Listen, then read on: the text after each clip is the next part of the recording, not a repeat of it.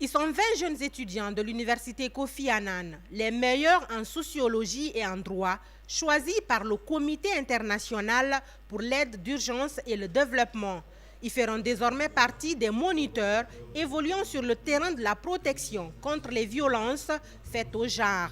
Une première. Nous allons, à partir de cette année, à partir de maintenant, à partir de cette activité, commencer à intervenir en Guinée, notamment sur les questions liées à la violence, violence faite aux femmes et aux enfants, et ce, à travers une énorme expertise que nous disposons déjà, la mise à disposition au sein des communautés des moniteurs de protection qui vont pouvoir identifier toutes les questions de violence dont les populations sont victimes. L'importance de cette formation, c'est qu'elle permettra à des étudiants qui sont en train d'apprendre la dimension théorique de pouvoir immédiatement le relier à la pratique.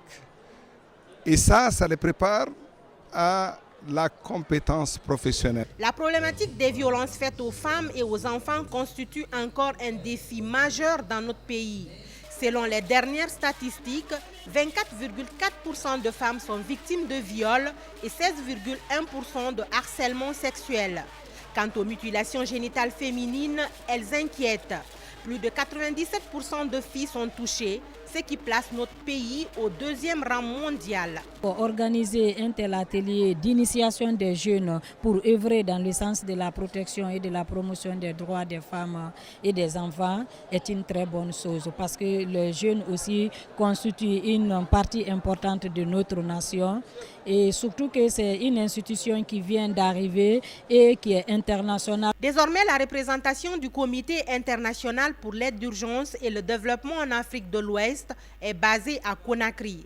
La nouvelle structure entend bien s'établir sur le terrain de la lutte contre les violences faites aux femmes et aux enfants pour plus d'assistance humanitaire dans les situations de crise et le développement communautaire.